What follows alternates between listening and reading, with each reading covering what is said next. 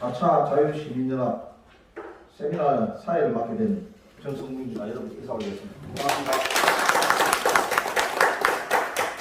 오늘은 지난 3월 17일 국민의힘 부산시당에서 개최한 정기총회부터 시작하여 네 번째로 개최되는 세미나입니다. 본 세미나의 개최 취지 등에 대하여 자유시민연합의 제태열 대표님을 모셔서 인사 말씀과 저희 시민연합의 세미나의 취지에 대해서 말씀을 드리는 거로 시작을 하도록 그래야겠습니다. 오늘 비가 오는 날에도 불구하고 이렇게 올 수 있어서 대단히 감사합니다. 저희 단체가 현재 세미나를 계속 개최하고 있습니다.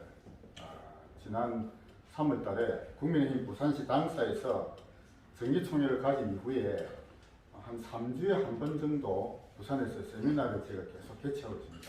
이 세미나의 취지가 뭐냐? 4월 달에 있을 총선에 제대로 된 국회의원을 우리가 시민들이 검증을 통해서 공천에 반영을 시키자. 그것이 목표입니다. 대한민국 헌법 제1조 제2항 다들 아시겠지만은 한 번 더 말씀드리면요. 대한민국의 주권은 국민에게 있고 모든 권력은 국민으로부터 나온다라고 하는 헌법 가치가 선언되어 있습니다. 그것을 주권 재민이라고 표현하고 있죠. 주권이 우리 국민들에게 있다. 이 헌법에 명시되어 있습니다. 그런데 과연 주권이라는 것을 과연 행사를 구체적으로 어떻게 하느냐?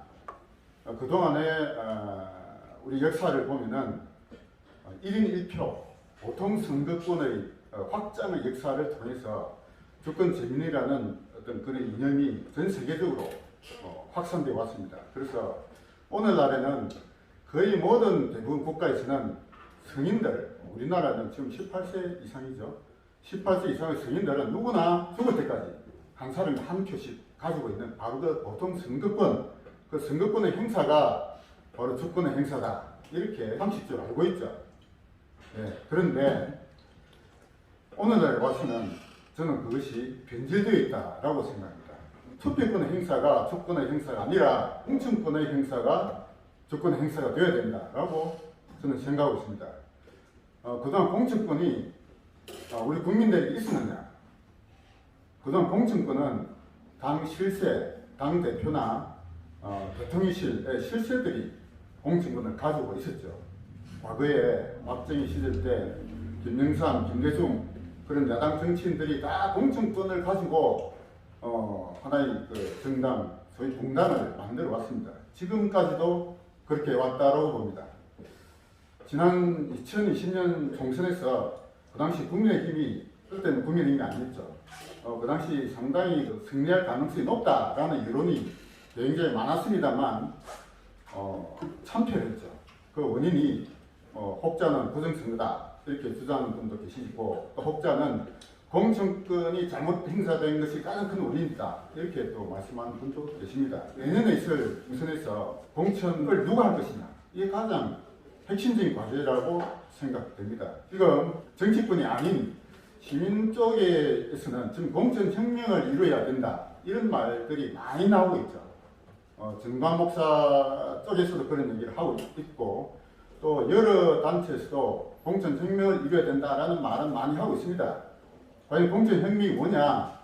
결국 우리 시민들이, 국민들이 헌법에 표현되어 있는 대로 진정한 주권 재민을 행사하려면 공천권을 행사해야 된다라는 쪽으로 얘기들이 모아지고 있는 것으로 생각하고 있습니다. 저희 단체도 이제 공천을 더 이상 당에만 맡겨놓지 말자는 것이죠. 우리 시민들이 공천권의 행사에 실제로 개입을 하고 반영을 시키자는 것이 저희 단체의 당면 목표라고 할 수 있습니다. 자, 그런데 문제는 그 공천권 행사를 구체적으로 어떻게 우리 시민들이 행사할 것이냐, 구체적인 방법이 문제인 것입니다. 여러 방안들이 있겠습니다만 저는 크게 두 가지의 방안이 논의되어 왔다고 생각합니다. 첫 번째가 뭐냐? 지금 300명의 국회의원들 중에서 시민단체에 몇 프로 혹은 몇 자리를 배분을 해주는 방안으로 요구를 하는 경우가 있었습니다. 지금도 있는 것으로 알고 있습니다. 시민단체 몫으로 한 5개, 10개 이렇게 요구를 하는 경우가 있다고 생각합니다. 그러나 저는 그러한 공증권의 일부를 요구하는 방안은 저는 올바른 방법이 저는 아니라고 생각합니다. 저희 단체가 내세운 방안은 뭐냐? 예비 후보들을 초청해서 강의를 듣자. 그것입니다. 강의를 들어봐야 그 사람이 어떤 생각을 하고 있는지, 어느 정도의 지식을 가지고 있는지, 과연 이 윤석열 정권을 이 성공을 위해서 어느 정도 기여를 하고 이 종북조사파와 싸워서 진정으로 우리 아이들의 미래를 자유와 번영된 나라로 만드는데 정말로 기여할 수 있는지, 온몸을 던질 수 있는지 들어봐야 할 거 아닙니까? 들어보지도 안 하고 그냥 당에서 누군가를 내세워가지고 그냥 이력서 한 장만 들고 스펙만 보고 찍어왔잖아요. 지금까지 그래 왔습니다. 이제 더 이상 그런 방식은 올바르지 않다라고 생각하는 것이죠. 저희가 주장하는 방식은 마치 미스터 트롯 같은 방식을 도입하고자 합니다. 노래를 들어봐야 그 사람이 노래를 잘하는지 못하는지 알잖아요.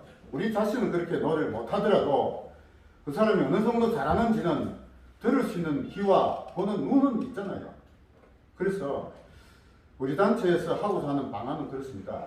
내년에 국민의힘의 후보로 공천받고자 하는 모든 예비 후보들을 초청하고자 합니다. 부산만이 아니라 부울경에 총 현재 40개 선거구가 있는데요.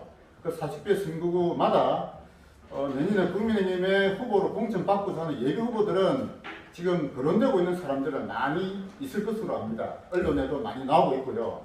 한 선거구마다 적어도 한 서너 명 정도는 거론되고 있죠. 그 사람들이 다 어디를 보고 있습니까? 다 당대표나 대통령실을 쳐다보고 있습니다. 지금도 그렇게 쳐다보고 있는 것으로 알고 있습니다.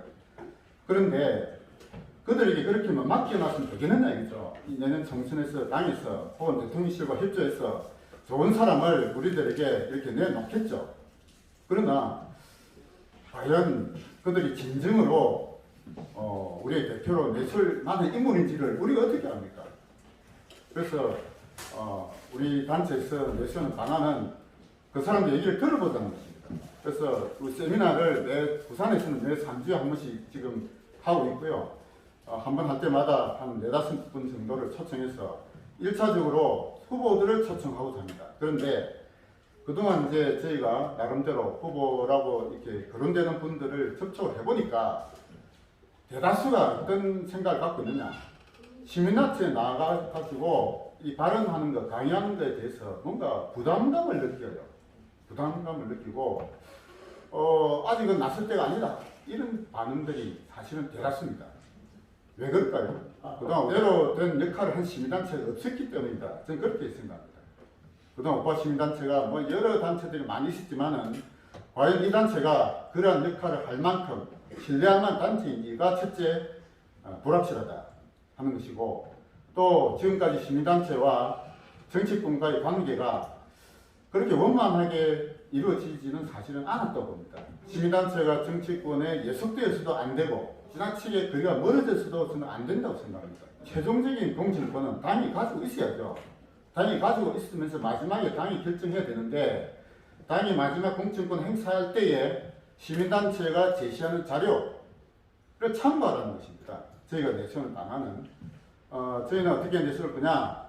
일단 세미나를 통해서 그 사람이 강의를 들어보고, 저희가 주어진 시간 한 15분 정도를 주어졌거든요. 15분 동안에 이 대중들에게 자기가 생각하는 어떤 가치, 여기서 뭐 자기가 어디 출마하겠다, 도와달라 이렇게 얘기하면 안 돼요. 그렇게 하면 거기 사전 선거 운동으로 저촉될 수가 있기 때문에 그런 발언을 가능하면 하지 말아야 됩니다. 그런 발언을 하는 게 아니고 우리 역사에 대한 인식, 우리 윤석열 정권이 어떻게 해야 성공할 수 있느냐, 자기는 어떤 기여를 할 수 있는지, 뭔가 자기가 갖고 지식과 좌파와 싸울 수 있는 전투력과 자기가 가지고 있는 조직력과 뭐 이런 자기를 이렇게 어필할 수 있는 얘기를 얼마든지 선거법에 저촉되지 않으면서 할 수 있을 거라고 봅니다. 그럴 자신이 있는 사람만 나오라 이거죠.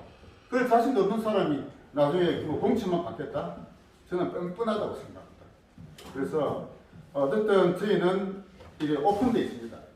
우리 단체는 뭐 저를 비롯해서 우리 단체를 이끌어가는 분들은 아무런 욕심이 없어요. 우리가 뭐 한 자리 찾아겠다, 아무 욕심 없습니다. 우리 이 단체 왜 만들었느냐? 우리 아이들이 미래를 걱정해서 만들었어요. 우리 아이들이 자유롭고 번영된 나라에서 살 수 있도록 우리가 뭔가 기여를 하고 죽자 이거죠. 그게 우리 나이 든 분들이 지금까지 투철에 싸워왔던 최종적인 목표 아닙니까? 그런데 그동안 우파 시민단체가 왜 통합이 안 되냐? 단체를 이끌어간 분들이 욕심을 내기 때문에 그렇다. 저는 그렇게 생각합니다. 자기가 뭔가 자기 자리를 차지한다든지 자기가 뭔가 영향력을 발휘해야 되겠다든지 욕심 때문에 안 된다. 저희 단체는 아무런 욕심 없어요. 아무 욕심 없기 때문에 자신 있습니다. 투명하게, 뭐든지 투명하게 다 공개를 할 거예요. 그래서 이 단체가 현재는 부산에서 3주에 한 번씩 세미나를 현재 개최하고 있습니다. 그런데 앞으로 그렇게 이제 실제로 출마하고자 하는 분들이 점차 많이 저는 올 거라고 예상합니다. 왜? 일찍 와서 자신을 알리는 게 자신의 인지도를 높이는 기회가 될 것이고 우리 단체 와서 강의도 하고 다음에 우리 회원으로 가입시키고 이런 걸 저희가 다 객관적으로 점수를 줄 거거든요. 인사 고과를 저희가 하겠다는 뜻입니다. 그렇게 데이터를 다 준비해가지고 마지막에 연말쯤 가서 그런 쌓아진 데이터를 국민의힘 공천위원회에 제출할 거예요. 제출하면은 그걸 가지고 당에서 심사에 반영해 달라는 거예요. 심사 자료로. 우리가 1등으로 추천한 사람을 과연 몇 명이냐 공천 받을지 알 수는 없어요. 그러나 지금까지 저희가 출마하고자 하는 예비후보들을 접촉해 본 결과 시민단체에 가서 한마디 하는 걸 부담스러워하는 분들이 아직은 대다수입니다. 아직은 대다수고 잘 안 나오려 해요. 그러나 왜 안 나오려 하냐 이거죠. 네? 자신이 없기 때문에 안 나온다. 저는 그렇게 생각하거든요. 자신있게 떳떳하게 자기 생각을 밝혀야 합니다. 그런 기회를 줄 테니까 이 와서 출마하고자 하는 사람은 여기 오라 이겁니다. 와서 자신을 밝히고 자신의 생각과 포부와 뭔가 미래 세대를 위해서 자기가 뭘 할 건지 뭘 할 수 있는지 얘기하라 이겁니다. 들어보고 우리 시민들이 판단하자 이거죠. 그래서 그러한 거를 올 연말 돼서 점수화 해갖고 딱 데이터를 첨부해서 당에 넣을 테니까 늦게 오면 늦게 올수록 손해다 라고 인식해 주시기 바랍니다. 일찍 오면 일찍 올수록 오히려 덕이다. 플러스 된다. 공천에 플러스 된다. 가점이 된다. 이렇게 생각하면은 저는 아무 사람이 없을 것이다. 경쟁적으로 올 거다. 저는 그렇게 예상하고 있습니다. 그래서 한두 분이라도 그 선거구에 출마를 하고자 하는 분들이 나오기 시작하면은 점진적으로 올 제가 생각되는 그 터닝 포인트가 한 7, 8월 정도로 예상하고 있습니다. 7, 8월 정도 되면은 저기 안 가면 안 되구나. 저기 가서 자기가 알려야 되겠다. 여기에서 안 알리면은 점수를 못 받잖아요. 점수가 고과가 플러스가 돼가 점수가 많이 받아야 당의 공천에 반영이 돼가지고 공천에 당선될 확률이 높다 이거죠. 특히 신인들일수록 기존의 국회의원이나 이런 분들 말고 신인들일수록 저희 단체를 적극적으로 활용해 주실 것을 부탁드립니다. 신인들은 얼마든지 길은 열려 있어요. 예, 그래서 저희가 오늘 이런 세미나를 앞으로도 계속 부산에서 3주마다 할 거고요. 만약에 사람들이 많아지면은 3주가 아니라 2주에 만에 하고 4주 하고 얼마든지 할 수 있습니다.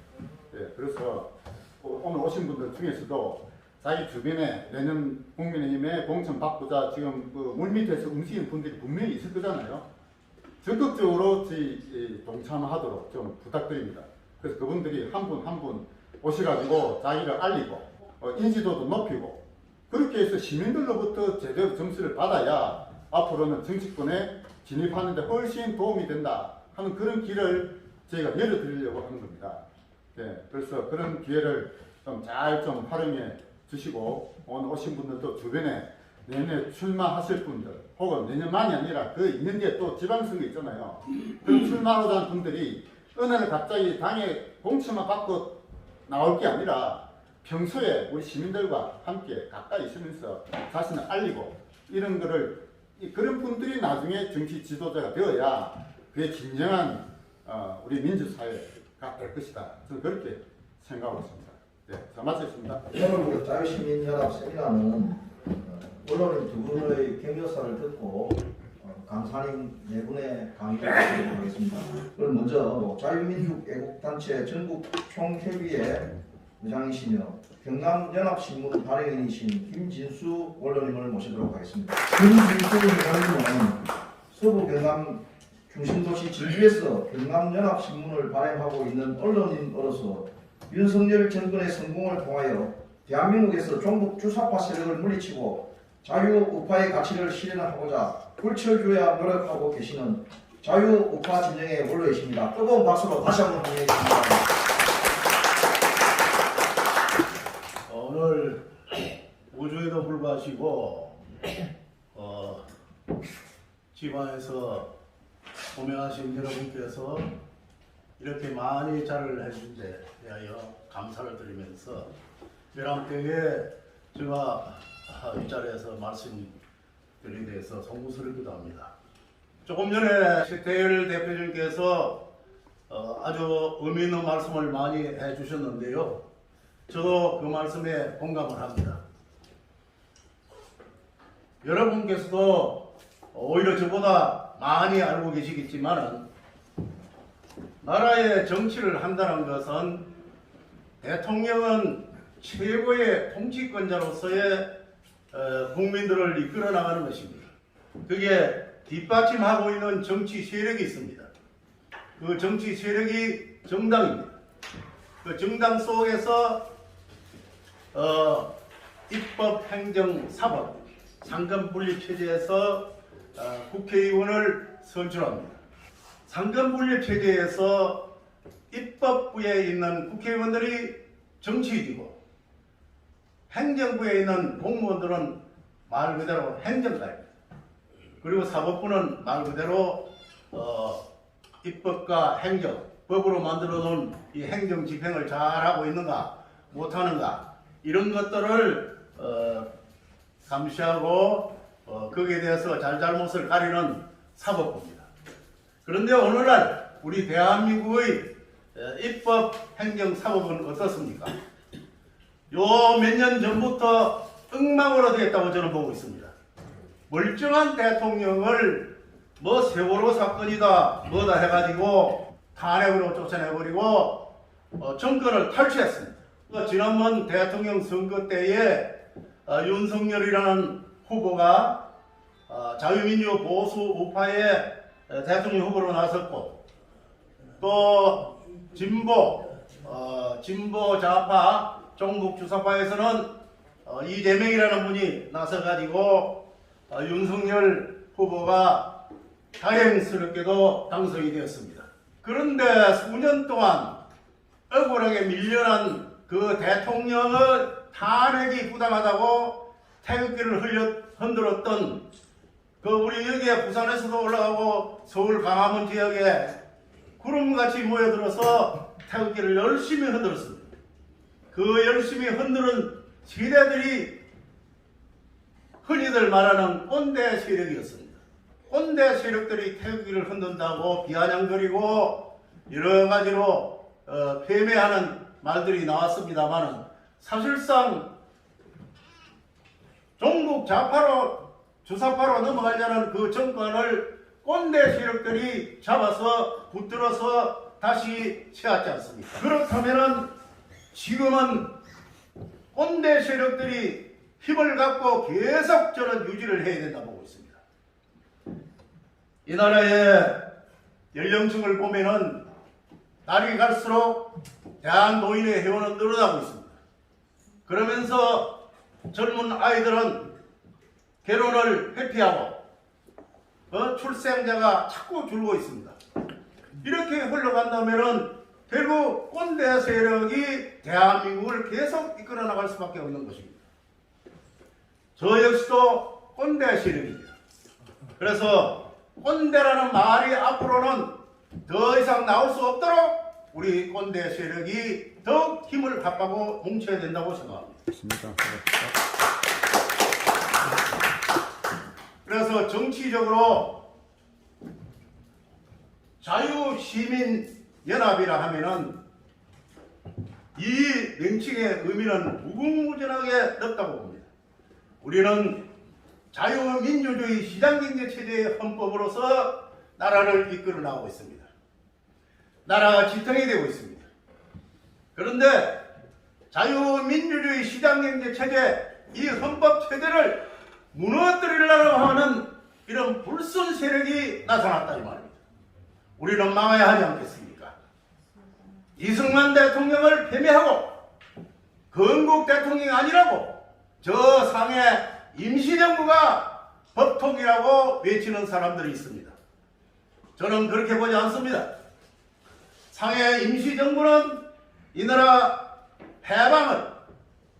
해방을 이끌기 위해서 임시정부를 수립했습니다만 상해 임시정부가 이 나라 36년 일제의 압박에서 해방시킨 게 아니기 때문에 나는 상해 임시정부가 지금 현재 헌법체제의 법통이라고 저는 생각하지 않습니다. 아까 우리 최태일 대표님께서 말씀이 있었습니다만 내년 총선이 중요합니다. 내년 총선이 잘못되면 이 나라는 없어집니다. 자유민주주의 시장경제 체제가 없어진다 이 말입니다. 정권은 찾아서 윤석열 대통령께서 잘하고 있습니다만 지금도 국회 의석이 저들이 종북 좌파 세력들이 훨씬 많음으로 해서 입법 독재를 하고 있다 이 말입니다. 법을 가지고 해방을 떨고 있다 이 말입니다. 윤석열 대통령이 마음대로 정치를 할 수 없는 지경에 이르렀습니다. 지난번에 일본 기시다 총리하고 만나고 이번에 바이든 대통령하고 만나고 또 내일 모레 기시다 총리하고 만나는 걸로 이 외교 발걸음을 분주하게 걷고 있습니다. 그런데 외교 활동을 할 때 우리 국익을 위해서는 여야를 막론하고 대한민국의 통치 최고의 통치권자가 나라를 위해서 분주하게 동분서주하고 있다면 여당과 야당을 막론하고 뒷받침이 되어야 되는 게 정치 아니겠습니까? 근데 여당은 수적으로 적으니까 또 그러다 치고 야당은 수적으로 많다는 걸 가지고 하나하나 흠집을 잡는다 이 말입니다. 내년 4월 총선에서 우리가 한 석이라도 많아야만이 우리가 뽑아놓은 대통령이 제대로 정치를 하고 자유민주주의 시장경제 체제를 지킬 수 있다 이 말입니다.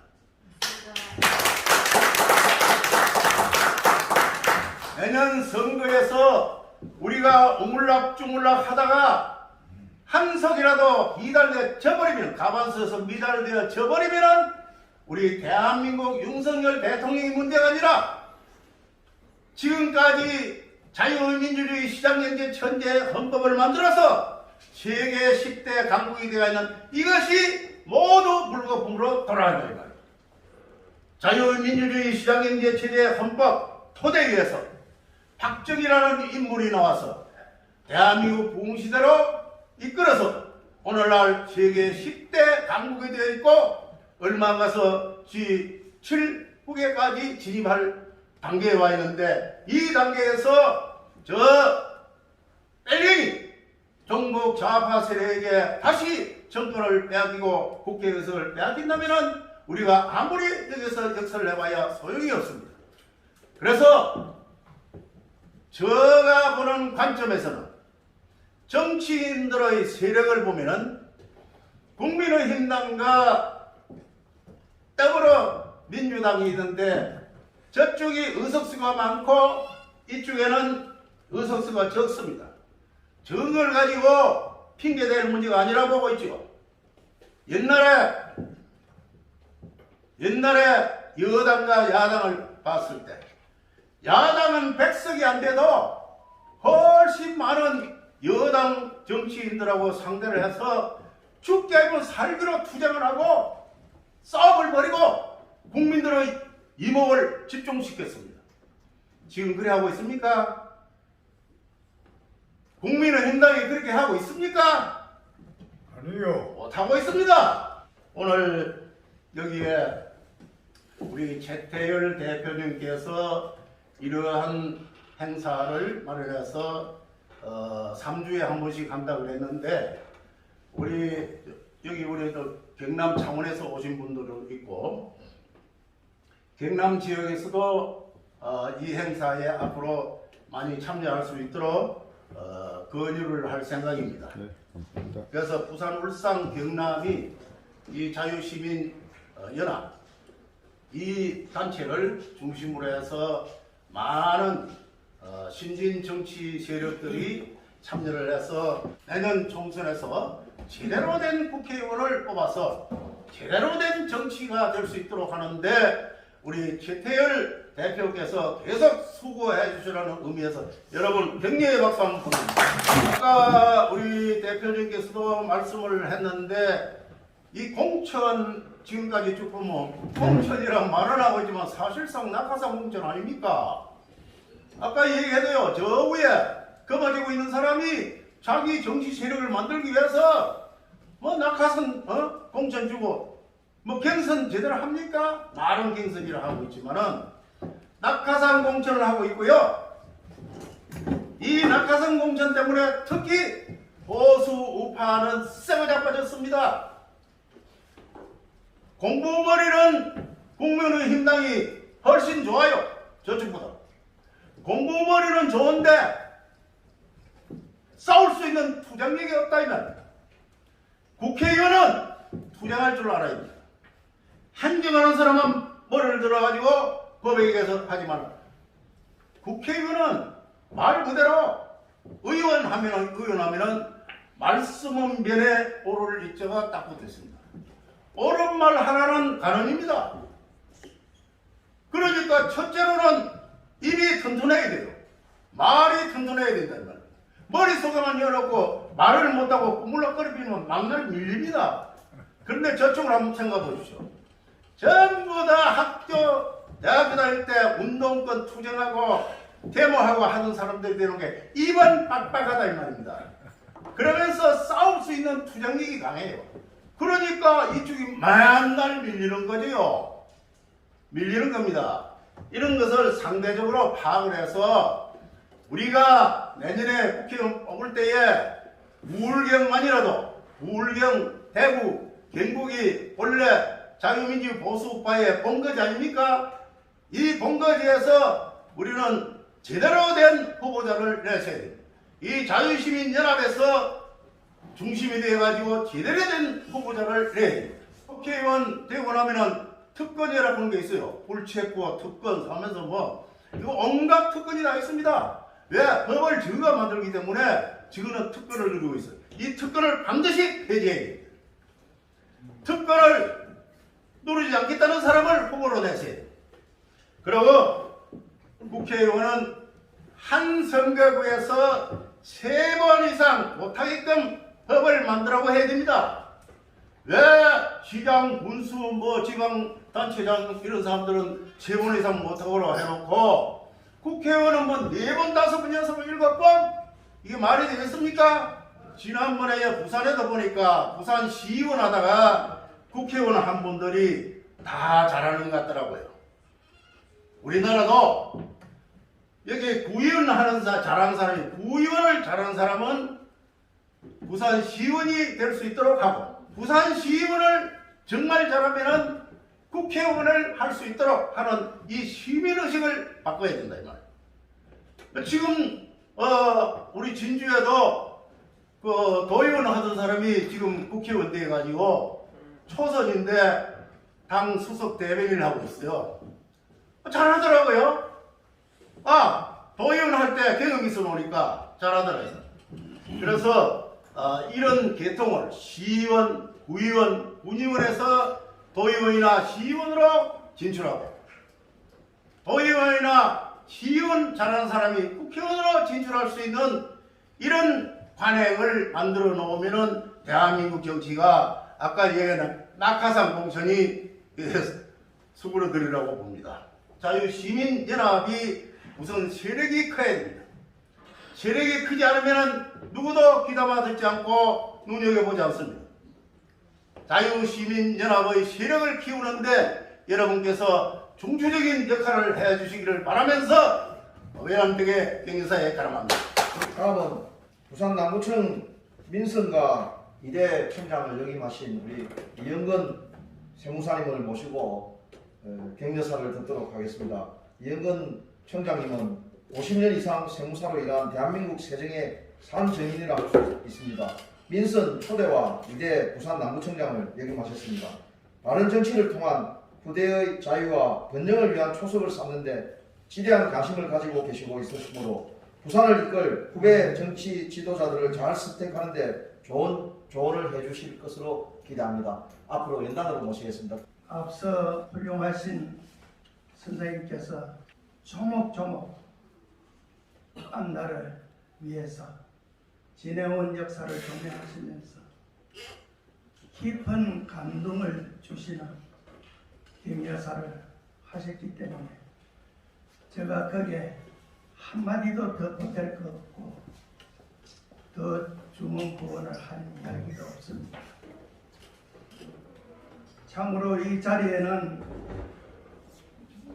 나라를 사랑하고 걱정하시고 자손 만대 후손들을 위해서 염려하시는 마음으로 애국심으로 이 자리에 동참하고 계신 줄 믿습니다.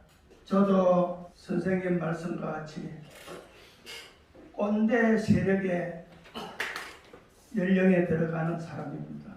제가 초등학교 4, 5학년 때 유교 사변을 산청에서 맞이했습니다.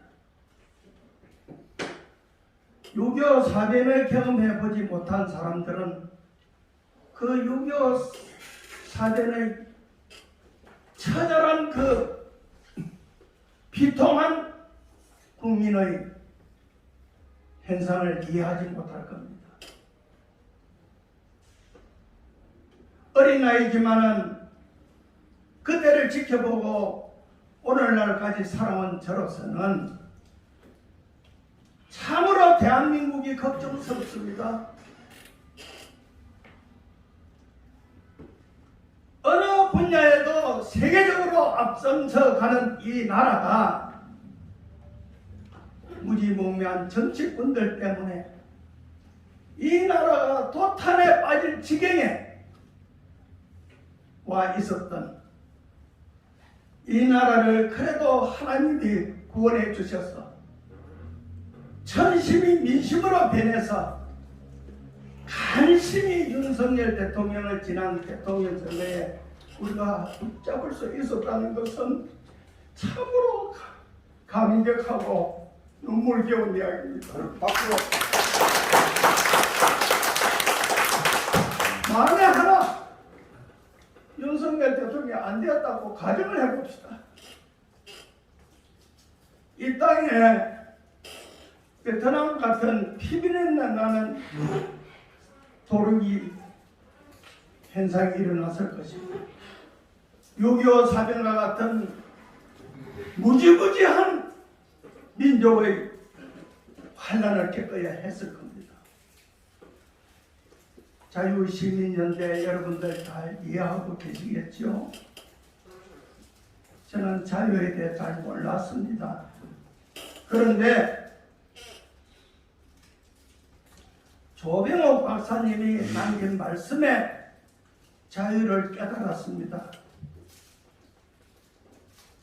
조병옥 박사님이 대통령 출마를 하시다가 후보 중에 서거하시고 끝을 보지 못했습니다만은 이 조 박사님께서 이런 말씀하셨어요. 자유라는 것은 사람이 공기를 흡수하지 못하면 질식해 죽는 것과 같이 현대인은 자유를 누리지 못하면 공기를 흡수하지 못하고 질식해 죽는 것과 같은 것이 자유라고 했습니다.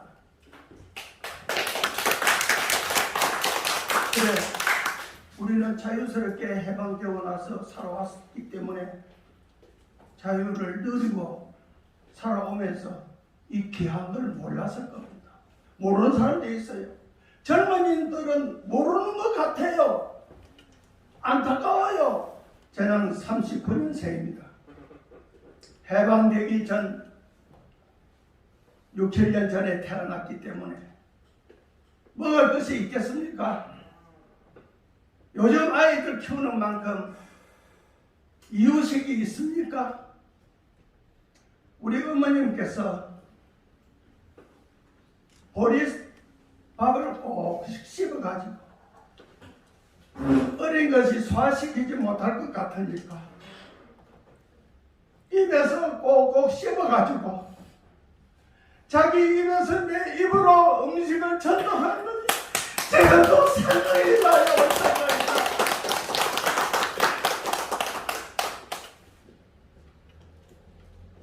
이런 나라가 이만큼 부유한 나라가 되고 세계 강국이 되고 이렇게 행복한 터전을 누가 만들었는데요?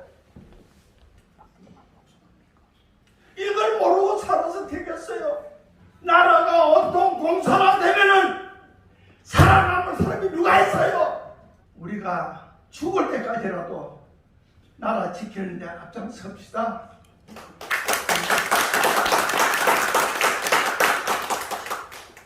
시민연대 무궁한 발전이 있고 또 이 나라를 지켜서 우리 자손 만대에 넘겨줍시다.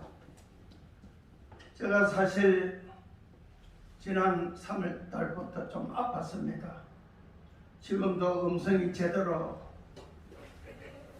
나오지를 않습니다만은 나이가 이리 되니까 좀 옛날 어른들 하시던 단어가 떠올라요.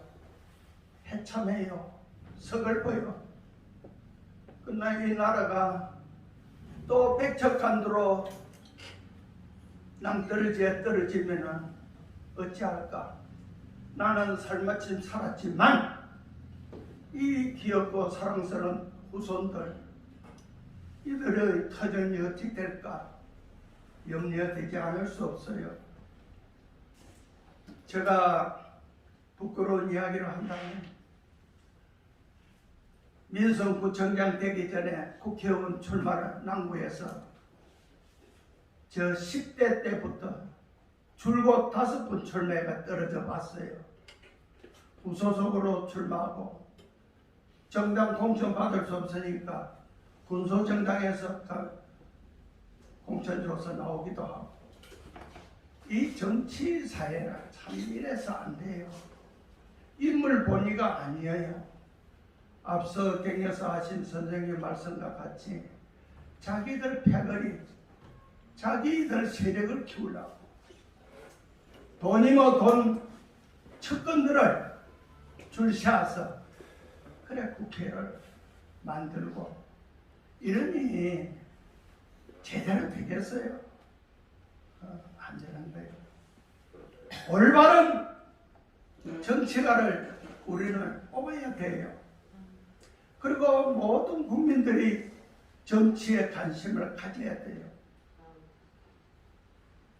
잘 아시다시피 전 헌법을 만들 때 기초위원을 지내신 고려대학교 총장 유진호 박사님께서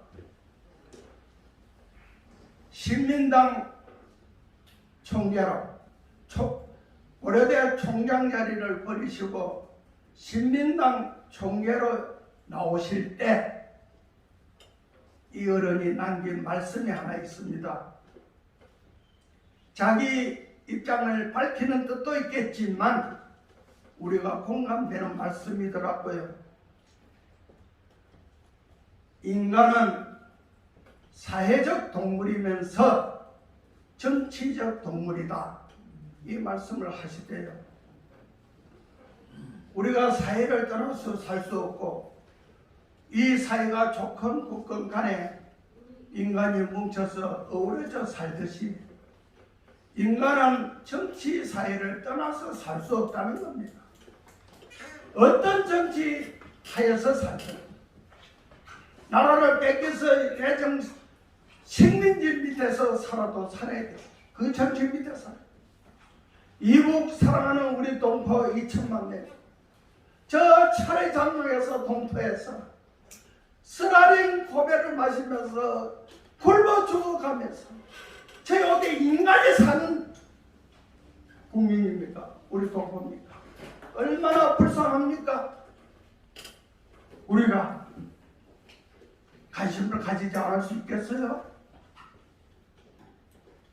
정치적 동물이 벗어날 수 없는데 우리도 목숨 걸고 자유 대한민국 시장 경제 이 자유 세계와 어울러서 잘 살아가는 대한민국을 만듭시다.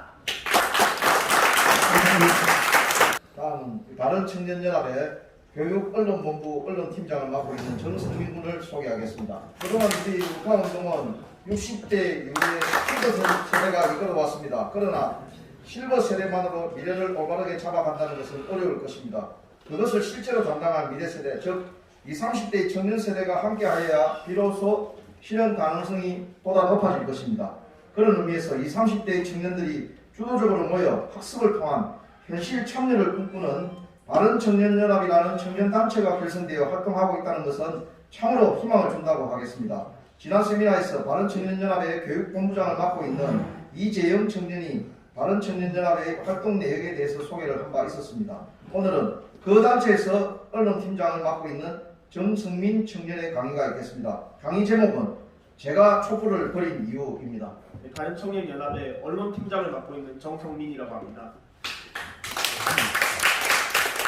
일단 그 본격적인 이야기에 앞서서 그 축사에서 꼰대 세력이라는 말씀을 이제 스스로 하셨는데 그러시지 않으셨으면 좋겠습니다. 그런 말씀은 여러분들께는 어울리지 않는 말씀입니다. 또 여러분들은 사회의 어른이잖아요, 어른. 사회가 이제 발전하면서 여러 가지 위기가 있었을 때 그 위기를 직접 몸으로 맞아오셨고 그리고 그것을 이겨내셨습니다. 그리고 그로 인해서 지혜가 많이 쌓이셨을 겁니다. 그런 것을 보고 우리가 꼰대라고 하진 않거든요. 그러니까 스스로에게 너무 꼰대라고 그렇게 들으시면서 마음 상해하는 그런 일은 없었으면 좋겠습니다. 본격적인 이야기로 들어가겠습니다.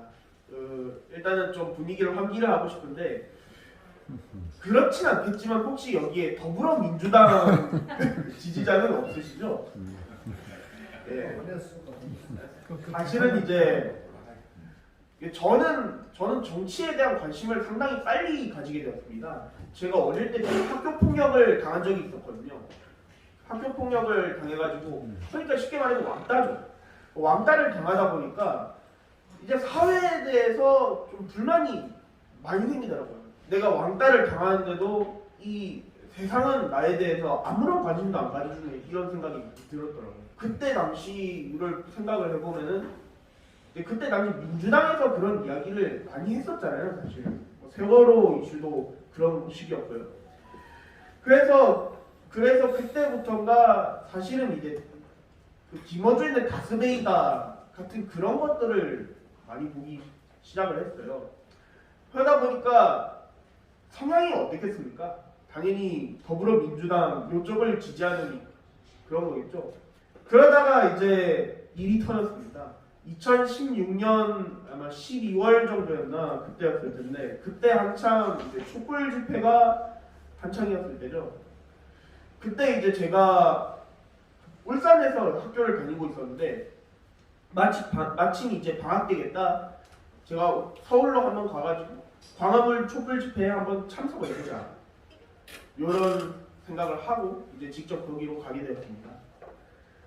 그런데 제가 거기서 이제 마주친 그 현실을 보고 제가 촛불을 내려놓고 완전 반대로 돌아서게 됐거든요. 그거를 좀 이야기를 하고 싶은데 일단은 사실은 제가 촛불 집회를 바로 간 게 아니라 촛불 집회를 가기 전에 길을 잘못 들어가지고 태극기 집회를 먼저 갔습니다. 그러다 보니까 이 객관화가 좀 잘 되더라고요. 왜냐면은 제가 촛불 집회를 간 줄 알았는데 거기가 태극기 집회인 거를 거기서 1시간 있다가 알게 됐거든요. 거기서 이제 연설을 하시는 거를 이제 듣다가 그 연설력이 뭔가 이상하다 하고 정신 차려 보니까 태극기 집회였어요. 그래서 이제 태극기 집회에서 나와가지고 촛불 집회 쪽으로 이제 이동을 해서 이제 촛불 집회에 본격적으로 참여를 했는데요. 사실 이상한 점이 한두 가지가 아니었습니다. 첫 번째로 이상했던 점은 이게 뉴스 보도와는 다르게 사람들이 그렇게 질서정연하지가 않았다는 점이었어요. 물론 이제 나중에 후속 보도로 이제 뉴스 기사들이 몇 가지가 나오기는 했지만은 촛불 집회에서 이제 시위를 하던 사람들은 생각보다 민주 시민이라는 그런 모습과는 거리가 있었어요. 막 길거리에 쓰레기도 버리고 또 담배도 피고 그런 식으로 왜 우리가 말하는 선진국의 그런 이제 민주 시민이라는 느낌과는 많이 거리가 있었죠. 그리고 두 번째는 해당 시위 장소에 노조들이 있었다는 점입니다. 그러니까 민노총 노조들이 있었죠. 사실 이제 그때 중학교 때였는데 그때 사회 시간에는 제가 분명히 알기로는 노조는 이익집단이고 그 노조가 이제 시위를 하는 거는 자기네들의 이익을 위해서 그렇게 시위를 하는 걸로 알고 있었어요. 그러니까 단체 교섭권을 위해서 그렇게 시위를 하는 것으로 알고 있었는데 거기서 이제 민노총 조끼를 입은 사람들이 이제 팻말을 들고 이제 박근혜 정부를 규탄하는 그런 시위를 하고 있었던 것입니다. 그러니까 개인적으로 납득이 많이 안 됐죠. 그리고 세 번째는 거기에 이석기를 석방하라라는 그런 플래카드가 나돌고 있었습니다. 사실은 이제 통합진보당은 국가보안법 위반과 이제 내란 선동으로 이제 해체가 된 정당이잖아요. 그리고 그렇게 이제 해체된 것은 다름이 아니라 헌법재판소가 판결을 해가지고 그렇게 해체를 한 것이고요. 그리고 그에 따른 법적 근거도 타당했죠. 당연히 이제 나라를 위협하는 그런 정당이었으니까요. 그런데 그 통합진보당을 다시 부활시키고 그리고 그 주동자인 이석기를 해방시키라는 겁니다. 이석기를 풀어주라 이런 식으로 주장하는 것이었습니다. 그러니까 이쯤 가면은 촛불 집회가 거의 막 나가기 시작하는 거죠. 그리고 마지막으로 제가 여기서 이제 딱 포인트를 잡고 환상이 완전 깨진 부분이 있었습니다. 다름이 아니라 요거는 이제 세월호 관련이었는데요. 그때 당시 이제 촛불 집회는 이제 세월호 유가족들이 이제 밥을 나눠주는 그런 텐트가 있었습니다. 사실 이제 시위를 하다 보면 이게 행진을 하는데 이 행진을 하다 보면 사람들이 배고프지 않겠습니까, 그죠? 그래서 그런 사람들을 대상으로 이제 세월호 유가족들이 이제 그 시위 참여자들한테 카레 라이스를 나눠준 것이죠. 제 기억에는 돈가스도 있었을 텐데 아무튼 이제 저는 카레 라이스를 먹었습니다.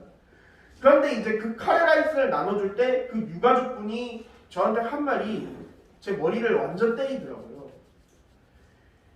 어떤 말씀을 하셨냐면은 이 시위에 나와주셔서 감사합니다라는 말을 했어요. 분명히 저는 박근혜 대통령의 국정농단 사태 때문에 이 시위에 참석을 했던 것이지 세월호 문제 때문에 참석을 했던 게 아니었거든요. 그런데 그렇게 이야기를 하니까 뭔가 이상한 거예요. 그래서 그날 이제 집에 가서 과연 촛불 집회를 반대하는 이런 사람들은 어떤 주장을 하나 그것을 공부하기 시작을 했습니다. 그런 것을 이제 공부하다 보니까 이제 알게 된 것은 탄핵이라는 것이 상당히 정치적인 문제고 그리고 민주당은 이제 자기네들의 정치적인 이익을 위해서 억지로 엮어가지고 멀쩡한 대통령을 탄핵하려고 했구나. 그것을 알게 되었습니다. 그리고 이제 저는 완전히 반대로 돌아서가지고 이런 활동을 반대로 돌아서가지고 이제 태극기 집회도 몇 번 참석을 하긴 했습니다. 그런데 사실 이 촛불 집회 때문에 문재인이 당선된 거나 다름이 없지 않습니까? 그죠? 왜냐면은 그때 박근혜 대통령께서 탄핵이 되시고 그 다음 대선 때 민주당 쪽에서 어떤 멘트를 했는지 그거를 잘 생각해 보십시오. 어대문, 어차피 대통령은 문재인 이거 아니었습니까? 민주당 본인들도 스스로 알고 있던 겁니다. 박근혜 대통령을 한 번만이라도 쫓아내면은 어차피 그 다음 대권은 자기네들 게 된다는 것을 말합니다.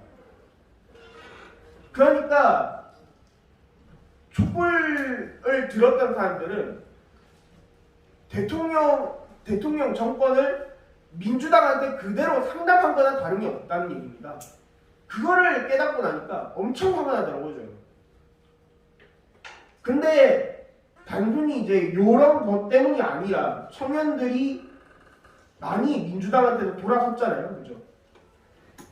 그들도 이제 알게 된 겁니다. 그 촛불이 미래를 더 좋게 만들어줄 것이라고 생각을 했었는데 알고 보니까 그 촛불이 자기네들을 태웠다는 거죠, 말입니다. 촛불을 끄려면은 촛불을 든 사람이 꺼야 되지 않겠습니까? 그런데 사실은 아직 젊은 사람들은 많이 잘 모릅니다. 그게 어떤 것을 보면 알 수가 있느냐? 바로 저번 윤석열 대통령과 이제 이재명 후보가 이제 붙었을 때 그때 당시 득표율 차가 얼마나 났는지 그것만 봐도 알 수가 있습니다. 얼마 안 나죠? 엄청 조그맣단 말입니다. 그런 것을 보면은 아직 우리들은 아직 갈 길이 많이 멉니다. 그런 상황에서 우리들이 알아야 되는 것은 과연 이 촛불이 이 사회를 어떻게 망쳐놨는지 어떻게 불태워놨는지 그런 것을 알아야 됩니다. 자, 촛불로 세워진 대통령 문재인이었죠. 문재인이 대통령을 올라갈 때 했던 말이 무엇이었습니까? 과정은 공정할 것입니다. 결과는 정의로울 것입니다. 이런 이야기를 했죠. 이런 허울 좋은 이야기를 했습니다. 그런데 결과는 어찌 됐습니까?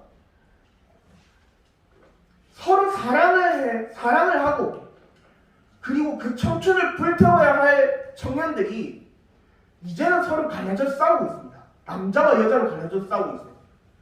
그리고 세대 간에는 또 어떻습니까? 이제는 세대 간으로 갈라져서 싸우고 있습니다. 어른과 어린이가 갈라지고 그리고 청년과 노인들이 갈라져서 싸우고 있습니다. 이렇게 갈라져서 싸우는 나라가 지난 5년간이었단 말이에요.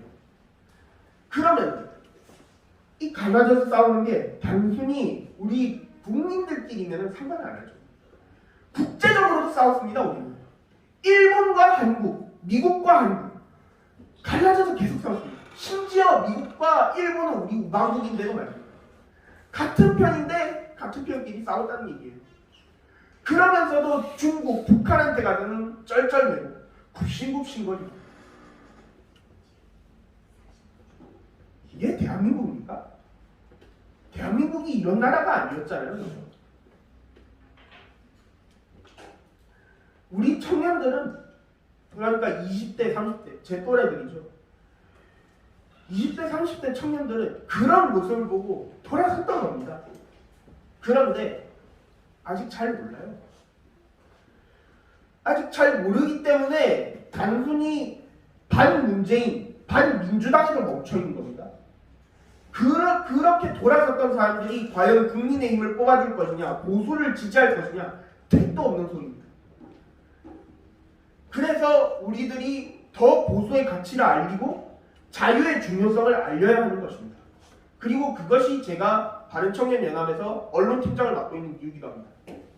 제가 여러분들께 마지막으로 드리고 싶은 말씀은 아직 저조차도 잘 모른다는 겁니다. 아직 저조차도 보수, 자유 이런 중요한 가치들에 대해서 여러분들보다 잘 모르고 그리고 여러분들보다 아직 덜 살았기 때문에 그만큼의 지혜가 없습니다. 청년들이 아무리 많이 실수하고 잘못된 길로 가더라도 여러분들 어른분들께서 이제 청년분들이 가는 길을 이제 바로 잡고 그리고 올바른 길로 갈 수 있도록 인도해 주시기를 부탁드리겠습니다. 예, 감사합니다. 다음 강의는 지금 현재 고등학교 사회 선생님으로 근무하고 계십니다. 그리고 정교조라는 그 앞 집단에 맞서기 위해서 새로운 교직원 조합을 결성을 하셨습니다. 대한민국 교원조합 상임위원장이며 올바른 교육을 위한 전국교수연합 대표인 조윤희 선생님을 소개하겠습니다. 조윤희 선생님은 현재 고등학교에서 담임을 맡고 있는 현역 교사입니다. 학습과 조직을 통하여 정교조가 망쳐놓은 대한민국의 공교육을 바로잡고자 정열적으로 실천 활동을 하고 계십니다. 강의 제목은 대한민국의 공교육은 망했습니까? 하는 제목으로 PPT 자료까지 준비해 오셨는데 조금 현장 환경이 열악하지만은 즐거운 마음으로 강의를 들어주시기를 부탁드리겠습니다. 저는 지금 현재 아이들하고 수업을 하고 있고 3학년 담임도 하고 있습니다. 그리고 교사 단체도 이끌고 있어서 실은 오늘 한 2-3개쯤 되면 좋을 것 같은데 오늘 그 시간을 내서 여러 선생님들께 제가 많이 인사를 드리게 된 이유는 최근 들어서 전교조뿐만 아니라 실은 그와 유사한 교사 노조, 교사 단체인 교사노조연맹, 교사노조, 부산교사노조, 경남교사노조, 경기교사노조 이런 교사노조도 최근에 조선일보의 그 굉장한 후광을 입으면서 선생님들께 착시 효과를 노리고 있는데 과연 그들의 진실이 무엇인지도 알려드려야 될 것 같고 그리고 사실 뭐 학교가 무너졌네, 공교육이 망가졌네 하는 얘기 정말 많이들 들으실 텐데 진짜 그럼 공교육은 망했나? 그런 여러 가지 이야기들을 선생님들께 좀 드리고 싶어서 짧은 시간 15분 동안 될지 모르겠지만 최선을 다해서 알려드리고 갈까 하여 이 자리에 섰습니다. 공교육은 진짜 망했을까? 교사도 노동자인가? 노조가 진짜 필요한가? 뭐 이런 거. 그리고 조선일보가 교사노조 연맹을 그 MG노조라고 띄웠습니다. 그럼 MG노조가 과연 정교조의 대항마 맞나? 뭐 이런 것들을 선생님들과 함께 생각해 보고자 합니다. 기억하십니까? 인원고등학교? 아마 기억하시는 분도 계시고 기억에서 사라진 분도 있을 것 같습니다. 이 인원고등학교가 이런 거였죠. 그 정치교사, K교사, 정확하게 말하면 김현영이라고 하는 사람입니다. 근데 그 김은영이라는 교사가 학생들한테 그 반일 선동하고 그리고 정치적 발언을 뭐 수도 없이 했습니다. 아이들한테 막 선서도 시키고요. 그런 것들 때문에 아이들이 뛰쳐나가서 그런 정치교사에게 더 이상 우리 배울 수 없다. 그런 것들을 선언했던 정말 가슴 아픈 사건이죠. 그때 그 유명한 빨간 머스탱을 탔던 교사가 그 문제의 교사입니다. 그래서 이 인원고등학교에서 학생들이 좌파 교육 못 받겠다, 정교조 해체해라 이러면서 거리에 쏟아져 나왔고요. 그때 저렇게 열심히 활동했던 친구 중에 하나는 현재 관악구의회 구의원으로도 활동하고 있습니다. 최인호 군이 그렇죠? 그래서 저희가 이런 교사 단체를 만들었습니다. 그러니까 올바른 교육을 위한 전국교사연합, 줄여서 올교연.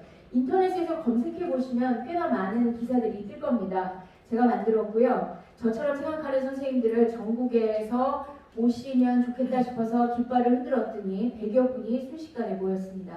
그래서 이 학생들이 졸업할 때 저희가 그 현수막도 걸어주고요. 사실 이런 어마어마한 숫자들이 우리를 가슴 아프게 합니다. 2.79 교사 신뢰도가 2.79 10점 만점에 그리고 정치적 발언으로 인해서 접수되는 민원 건수가 최근에 5년간 300건 그리고 최근 3년 동안 민원 고충으로 인해서 학교를 떠나는 교사가 18,681명 그렇다는 거죠. 그래서 저희가 그 올교련이라는 단체를 만들어서 활동을 했는데 올교련은 그냥 선생님들끼리 모인 연합 같은 것입니다. 교총이랑 다를 바가 없어요. 교총은 회원수가 많기 때문에 전국적으로 유명할 뿐인 것이고요. 그래서 올교련이 어떤 법적인 제재, 좀 전문 용어를 써서 전교조와 맞짱을 뜰 수 있는 어떤 법적인 구속력도 없는 단체였던 거죠. 그래서 이걸 법인으로 만드나 아니면 무슨 임의단체로 만드나 그렇게 고민을 하던 차에 전교조의 대항마로 있었던 여러 개의 교사 노조가 있다는 사실을 알게 됐고요. 그중에 대한민국 교원조합이라는 단체가 2008년에 만들어졌으나 거의 유명무실하게 아무 활동도 하지 않고 그냥 이름만 걸고 있다는 사실을 알게 됐습니다. 그래서 그 단체를 제가 맡게 됐고 지금 현재 대한민국 교원조합 3대 상임위원장으로 활동하고 있습니다. 보시다시피 한국교총은 노조는 아닙니다. 그냥 교사연합이고요. 전국교직원 노동조합, 줄여서 전교조, 그리고 제가 말씀드렸던 MG노조라고 조선일보가 띄우고 있는 교사노조가 있고 한국교원 노동조합도 있었습니다. 그런데 지금은 사라졌어요. 그리고 저희가 있고요. 그러면 이런 노조가 도대체 왜 필요하냐, 교사가 노동자냐, 그런 의문을 가지실 수 있는데 노동조합은 단체 교섭권, 그래서 강제력이 있고요. 교총과 같은 단순한 그런 교사연합은 교섭 협의권이 있어서 강제력이 없습니다. 그래서 예를 들어 뭐 교육부나 교육청이랑 무슨 협의를 했을 때 그쪽에서 지키지 않으면 저희는 법적인 소송을 걸 수도 있고 강제력을 동원할 수 있지만 교총은 그걸 하지 못합니다. 그래서 교사단체, 교사노조가 힘을 갖게 된 거고요. 단체 교섭권과 교섭협의권이 그래서 다르죠. 대학노조는 제가 노동자가 아니라고 늘 교사는 노동자가 아니야 라고 생각해왔던 제가 이것을 맡게 된 계기는 이런 것 때문이었습니다. 분명 노동자는 사전에 보면 육체노동을 해서 그 임금으로 먹고 사는 사람이라고 되어 있는데 그럼 과연 교사가 노동자냐? 전 아니라고 생각합니다. 지금도. 그래서 이 단체의 이름도 대한민국 교원노조가 아니고요. 교원조합이라고 워딩을 붙였고 교사는 그 교과를 담당하는 사람이면서도 물론 관리자가 아니기 때문에 급여를 받아야 사는 사람인 건 맞습니다. 그런 의미에서는 어떤 의미에서는 노동자이기는 하겠죠. 그러나 특수한 직무를 수행하는 노동자라고 생각합니다. 그래서요, 이 교원조합을 운영하는 데는 법적 근거가 이런 교원노동조합법과 또 그 특수한 법에 적용을 받습니다. 그래서 대한교조는 노동조합 성격을 지닌 교원조합으로 존조하고요. 단순 노동자 집합이 아닌 교원의 특수성을 지닌 조합이라고 생각해서 지금 운영하고 있습니다. 그래서 매년 고용노동부에 조합에 대한 구체적인 내용을 해마다 보고하고 있습니다. 노조는 맞는 거죠. 자, 그래서 이 MG노조라고 조선일보가 띄웠다는 교사 노조에 대해서 잠시 말씀을 드리려고 하는데 실체를 알려드리겠습니다. 조선일보의 기사가 이렇게 났습니다. 2월 2일자로 교사노조 연맹이 출범 5년 만에 전교조와 어깨를 나란히 할 정도로 성장했다. 교사노조는 전교조와 달리 정치 이념을 갖지 않고 실용적인 입장에서 교사들을 대변하는 노조다. 20, 30대, 20, 40대 교사들이 호응한다. 뭐 인기가 있다. 이렇게 얘기를 하면서 띄웠습니다. 그러면 정말 전교조와 교사노조는 다를까요? 자, 보시죠. 교사노조의 1대 위원장이 아까 그 빨간 머스탱의 주인공입니다. 김은영 교사가 그 교사노동조합 연맹의 재편모임 대표였고요. 그래서 교사노조를 만듭니다. 서울교사노조를. 예. 그리고 2대, 3대 위원장 김용서, 이번 현재 지금 그 상임위원장을 하고 있는 대표가 김용서입니다. 자, 김은영이라는 사람은 전교조의 창립 멤버입니다. 그런 사람이 현재 지금 교사노조의 그 대표 역할을 했었고요. 그러면서 자기는 마치 전교조와는 아무 상관이 없는 것처럼 그 외피를 갈아입은 것이지요.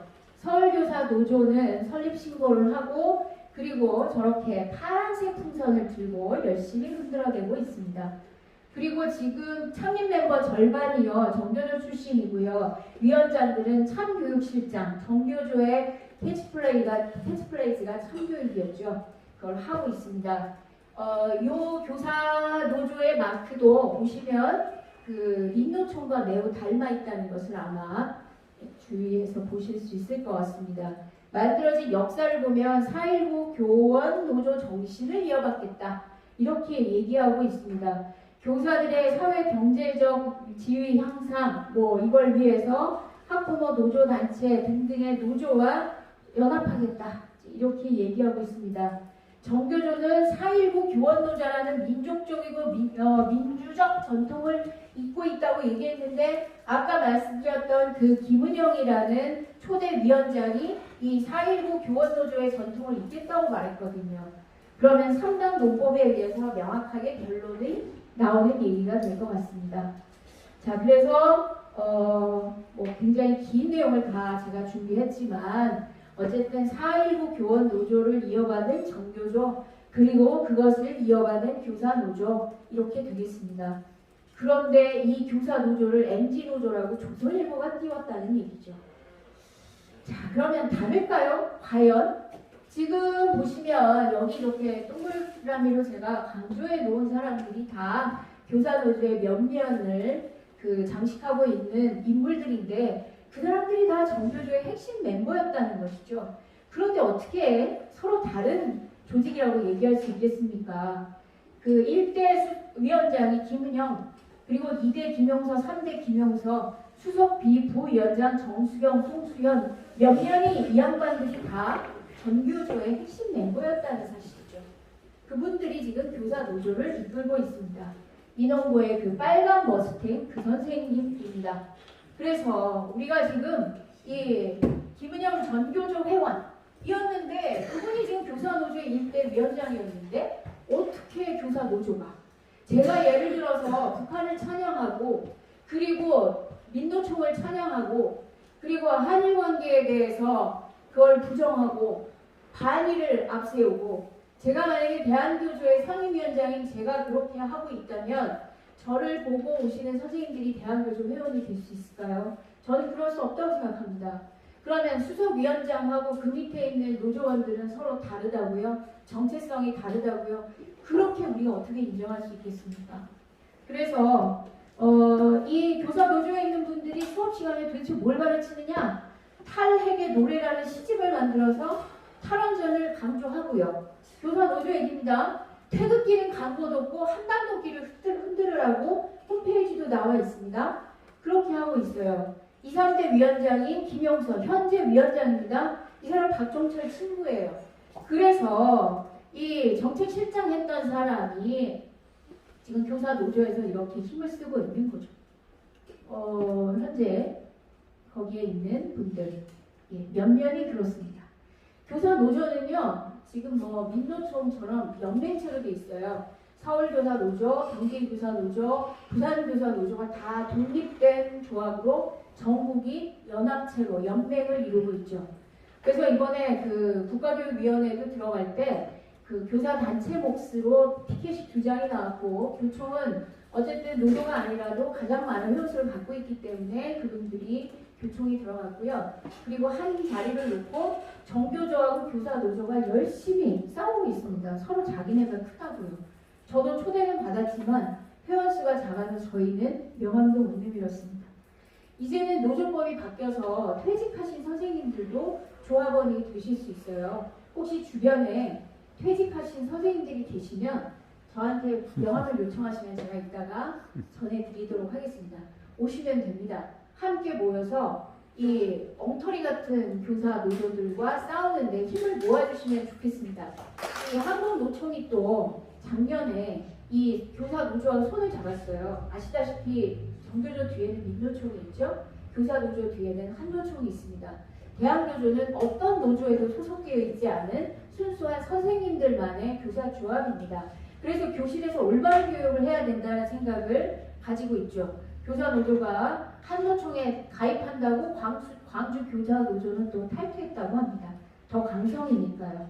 그래서 지금 보시면 이런 구조를 갖고 있습니다. 그런데 이런 교사 노조, 이래서 이제 정교조가 해직 교사들을 이번에 다시 복직시키려고 하고 서울교사 그 노조에서는요 해직 교사들의 호봉을 다시 받아냈습니다. 교사 노조가 그걸 자랑삼아 얘기했어요. 해직당했던 교사들의 연봉 8억씩 다시 받게 해줬습니다.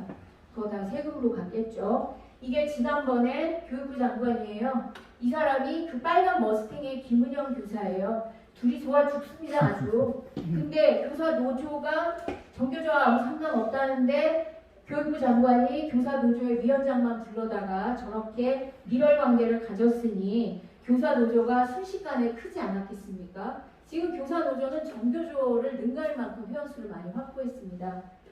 자, 이게 지금 교사노조 홈페이지에 가면 있는 거예요. 한반도 길을 강조하고요. 세월호 계기교육하라고 홈페이지에 떠 있고요. 그게 어떻게 정교조의 대항마라고 조선일보가 띄우는지 저는 도저히 이해할 수 없습니다.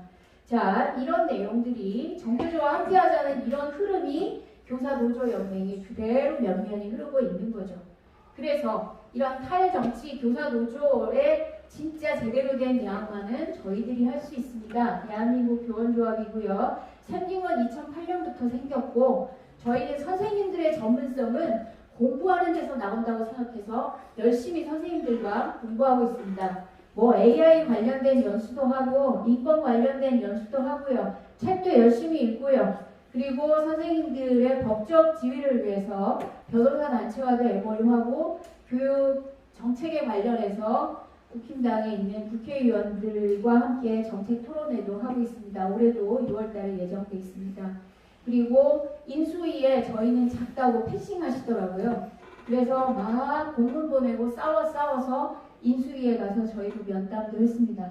해마다 지금 계속 하고 있고 작년 6.25 때는 6.25 추념 행사로 대대적인 토론회 UN 묘지 참배도 하고 또 정경희 의원실에서 했던 6.25 사진전을 저희가 UN 평화기념관에서 그대로 공수받아서 이런 사진전도 하고 6.25 참전 용사들 모시고 저희가 토론회도 하고 남부에서 했습니다. 올해도 할 예정입니다. 나중에 우리 대표님께 말씀드려서 이번 6월에 하는 행사에는 여기 계신 선생님들 모두 초대하도록 하겠습니다. 와주시면 대단한 영광이겠습니다. 그래서 저희가 이렇게 했고 저희도 당당한 교사 단체이기 때문에 교총회장, 교육감 이런 행사가 있으면 가서 당당히 저희들의 목소리를 내고 있습니다.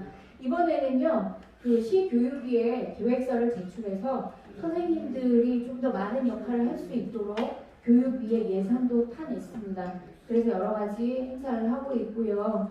연구하고 공부하는 데 진심인 교사들이 모여 있습니다. 선생님이 바꿔야 교실을 바꾸고 교실이 바뀌어야 우리 아이들을 바꿀 수 있다고 생각합니다. 그래서 이렇게 하고 있고 부산교육청에 얘기해서요. 사무실도 얻어냈습니다. 받아낼 수 있습니다. 이건 당당한 권리니까요. 그래서 지금 부산 동래구 동래역 앞에 2분 거리에 역세권에 저희도 사무실이 있습니다. 그래서 언제든지 모여서 저희가 연구도 하고 공부하고 있습니다. MZ란 세대를 이해하기 위한 단어일 뿐이지 이것이 세대를 리드한다고 생각하지는 않습니다. 그래서 열심히 또 MZ세대를 우리가 가르칠 책임도 있지 않는가 싶습니다. 이 자리가 어떤 자리입니까? 정치인들을 검증하고 정치인들이 제대로 되어 있는지 확인시킬 수 있는 자리라고 알고 있습니다. 세상엔 두 종류의 인간이 있다고 생각합니다. 대학교조를 아는 정치인과 모르는 정치인 잘 골라주시기 바랍니다. 이상입니다. 다음 세 번째 강의로 자유시민 부산연합의 사무총장을 맡고 계시는 박경만 목사님을 연단으로 모시도록 하겠습니다. 박경만 목사님은 부울경의 우파 기독교 운동의 대표적인 활동가라 할 수 있습니다. 또한 부산의 대표적인 우파 시민단체인 자유시민 부산연합의 사무총장을 맡아 계시면서 상임대표인 강도용 회장님을 도와서 2030 엑스포 유치에 적극적인 노력을 기울이고 있습니다. 지난 3월 21일 부산시청 대강당에서 개최된 2030 부산세계박람회 부산유치 부울경 시민대회에서 사회를 보기도 하였습니다. 강의 제목은 무제도주의 성혁명에 대한 자유우파 대응 전략입니다. 혁명이라면 아주 심대한 영향을 끼치면 산업혁명, 명예혁명, 혁명 붙이는데 공산주의 혁명 엄청난 영향을 끼쳤죠. 마르크스주의가. 그래서 이제 평등, 모두가 공평하게 잘 사는 사회는 너무 멋진 슬로건인데 인간이라는 존재가 욕심, 이기주의, 소유권을 가지고 소유 욕망을 가지고 있는 존재라는 것을 무시했기 때문에 공산혁명은 실패했습니다. 그렇죠? 자, 그러나 공산주의는 여전히 지금 옷을 갈아입고 네오마르크시즘이라고 하는 어떤 형태로 지금도 계속해서 혁명을 일으키고 있는데 그 혁명이 성혁명입니다. 성을 근본적으로 바꾸어서 사회의 기존 체제와 질서를 확 뒤집는 그런 어떤 일들을 지금 성공적으로 그네들은 지금 진행을 하고 있습니다. 이탈리아 안토니 그람시, 헤게모니 이론, 마르쿠제, 또 페미니즘, 자, 이런 네오마르크시즘의 옷을 갈아입고서 여전히 그들의 목표는 평등사회입니다. 그렇죠. 모두가 공평하게 잘 사는 평등사회. 자, 이 평등사회를 위해서 정치 체제를 바꾸었는데 아예 안 되더라. 실패했더라. 자, 이제는 사람의 생각을 바꿔야 되겠다. 문화를 바꿔야 되겠다는 전략을 바꾸었습니다. 그래서 교육의 정교조 같은 경우가 하나의 어떤 그들의 실천 기관으로서 성공적으로 그 어떤 네오마르크시즘의 이 이념들을 잘 전파하고 있다 이렇게 얘기를 할 수가 있겠죠. 자, 그런데 네오마르크시즘에 있어서 평등 사회, 평등 세상을 이루는데 최대의 방해물이 뭐냐면 기독교입니다. 하나님을 믿는 기독교. 남자, 여자로 이루어지는 이 가정. 자, 이것이야말로 새로운 성평등을 이룩하는데 최대의 걸림돌이라고 생각을 합니다. 자본주의의 산실이 바로 가족제도거든요. 그리고 그 가족제도의 기초가 바로 기독교입니다. 기독교 윤리. 남자와 여자, 아담과 하와가 한 가정을 이루는 것. 자, 이것이 기독교가 오늘날의 그 전통 사회를 이루는 기본 토대거든요. 그래서 이 토대를 바꾸는 것이 마르크시즘, 네오마르크시즘 똑같은 그들의 목표입니다. 그래서 기존의 마르크시즘은 정치 체제를 변혁시키려고 했다고 한다면 네오마르크시즘은 인간의 성을 이용하려고 합니다. 그러니까 마르크시즘은 기존의 소유욕의 반대적인 반대, 소유욕을 억압을 했는데 네오마르크시즘은 성을 이용을 합니다. 활용을 합니다. 그래, 마음대로 성을 누려라.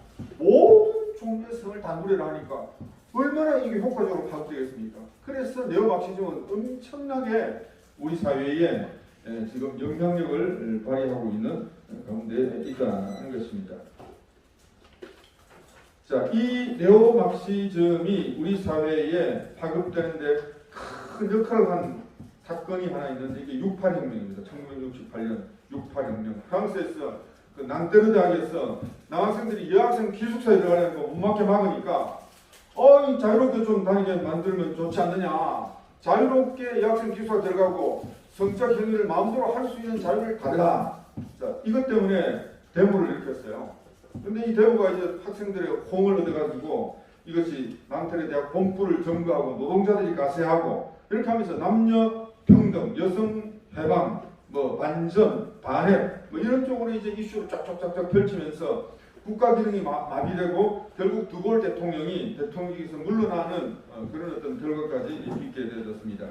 자, 시위는 결국 줄어들었지만 성개방, 반전 이와 같은 그들의 어떤 이 사상은 온 사회의 지구상에 일본의 적군파 이런 식으로 영향을 크게 미쳤죠. 자, 68혁명의 핵심 구호는요. 구속 없이 살고 구속 없이 즐기자 이겁니다. 모든 금지하는 것들을 금지하라. 그러니까 다 풀어라. 풀어라. 성적 욕망이나 모든 것들을 다 풀어라. 이런 것들입니다. 자, 이 68혁명 때문에 기존의 전통적 기독교 가치 체제를 무시하고 이 네오마르크시즘이 파고들 수 있는 큰 공간을 만들어준 게 바로 68혁명이다 이렇게 얘기를 할 수가 있겠습니다. 자, 또한 네오마르크시즘이 파고들 수 있는 아주 또 좋은 어떤 전략이 무엇이었느냐면 페미니즘이에요. 여성주의. 자, 여성주의는 한마디로 핑크빛 팬티를 입은 공산주의다. 핑크빛 팬티를 입은 공산주의다 이렇게 얘기를 할 수가 있겠죠. 처음에는 이들의 주장이 상당히 설득력 있는 그런 주장들이었죠. 성차별 철폐하라. 그거는 상당히 그럴듯한 주장이죠. 남자 여자가 어떤 이 유리창, 여자들이 진출할 수 없는 그런 어떤 보이지 않는 유리창을 깨뜨리라. 이런 것들은 상당히 설득력 있는 주장이었고 상당 부분 우리 사회에 그들의 어떤 주장이 먹혀들어서 오늘날의 남녀의 어떤 차별이 굉장히 많이 극복이 되어졌죠. 또한 낙태 합법화 이것도 굉장히 지금 많이 이루어졌습니다. 자, 이 여성주의가 젠더주의가 만들어낸 중요한 어떤 오늘날 세상을 파괴하는 혁명, 성혁명의 이런 논리가 뭐냐면 젠더입니다. 젠더는 사회적인 성, 그것을 젠더라고 하는데, 자, 시몬드 보바르, 여성주의의 창시자 이 시몬드 보바르가 이런 유명한 말을 했습니다. 여자는 태어나는 것이 아니라 만들어진다. 똑같이 남자도 태어나는 것이 아니라 남자로 만들어지는 것이다. 여자도 여자로 태어나는 것이 아니고 여자로 만들어지기 때문에 여자다. 이렇게 이제 그네들은 주장을 하죠. 자, 이 젠더라는 용어를 제일 먼저 사용한 사람이 존 홉킨스 대학의 존 머니, 돈을 좋아하는 것 같습니다. 머니라는 교수인데, 자, 이 교수가 젠더라는 사회적인 성이라고 하는 개념을 만들면서 자기의 주장이 이게 맞다는 것을 증명하기 위해서 실험을 했어요. 실험을 했는데 1965년에 쌍둥이 남자아이가 태어났습니다. 그런데 이제 이 아이들을 이제 어릴 때에 그 포경 수술을 했는데 한 아이가 포경 수술 잘못해가지고 성기가 심하게 손상되었습니다. 그래서 이 머니 교수가 그 부모를 설득해서 이왕 이렇게 된 거 이 애를 여자로 그렇게 한번 만들어서 그렇게 양육하면 좋겠습니다. 그러니까 이 부모가 뭣도 모르고 막 받아들였던 것 같아요. 막 그냥 교수가 의사가 막 그렇게 얘기하니까. 그래서 성기를 잘라내고 여자 옷을 입히고 여성 호르몬도 맞추고 이행머리하고 여자아이는 막 이 아이를 교육을 시켰습니다. 그런데 얘는 남자처럼 행동하는 거예요. 남자처럼 서서 오줌도 누고. 자기가 너무 혼란스러워가지고 결국 자살로 자기의 인생을 마감하고 말았죠. 그러니까 그것도 쌍둥이 형도 죽고. 그러니까 이 머니 교수가 너무 그 자기의 어떤 젠더 이론을 시행하기 위해서 이런 어떤 비윤리적인 방법을 시행을 했는데, 그런데 어쨌든 이 젠더주의가 굉장히 지금 오늘날 이 사회에 영향력을 행사하는 그런 페미니즘의 어떤 핵심 이데올로기가 되었다고 얘기를 할 수 있습니다. 자, 이 젠더주의를 발전시킨 또 중요한 사람이 주디스 버틀러 여자입니다. 1956년생인데 지금도 뭐 살아있는 걸로 알고 있는데요. 이 여자가 이 젠더주의를 굉장히 활성화시켰습니다. 자, 그래서 이 젠더주의에 의하면 여자는 원래부터 존재하는 것이 아니다. 남자로 교육했기 때문에 남자고 여자로 양육했기 때문에 여자다는 것입니다. 그래서 남자 여자 이 성별은 환상이다. 그리고 남자 여자의 근본의 차이를 완전히 깨부수는 것입니다. 없애버리는 것입니다. 성적 정체성에 의해서 흔들리는 것이다. 유동적인 것이다. 남자였다가 여자가 될 수 있고 여자가 남자가 될 수도 있고 중성이 될 수도 있고, 이게 바로 젠더 이론입니다. 이게 굉장히 엄청난 영향을 미쳤고 지금도 미치고 있는 것이죠. 자, 이 젠더 이론을 인정하면 호모, 레즈비언, 트랜스젠더 온갖 성을 인정하지 않을 수가 없는 것이죠. 없게 되어집니다. 자, 이 버틀러는 또 퀴어, 지금 서울에서 퀴어 축제 하려고 하다가 서울시에서 장소를 불허했습니다. 굉장히 잘한 거죠. 자, 이 퀴어라고 하는 이론을 또 설계한 설계자입니다. 그러니까 퀴어는 이상하다는 뜻이거든요. 그러니까 남녀 간의 성 그것만 정상이 아니고 그 외에 모든 것도 정상이다. 자, 이런 식으로 그냥 그렇게 성을 완전히 까발려버리는 것. 자, 이것이 이제 퀴어 이론이죠. 자, 오늘날 이 페미니즘, 그리고 그 페미니즘의 핵심 이 도구, 이 젠더주의, 또 퀴어 사상, 자, 이런 것들은 다 네오막시즘입니다. 네오막시즘. 결국 이 사회의 기본 질서를 깨부수는 겁니다. 무너뜨리고자 하는 것이 그들의 근본 의도와 원리다. 자, 깨부수는데 어디를 깨부수느냐? 전통적, 윤리적 가족주의를 깨부숩니다. 남자, 여자로 이루어진 이 가정, 이걸 깨부수는 거예요. 그리고 이 전통적 이 가족 제도를 옹호하는 기독교를 깨부숩니다. 기독교.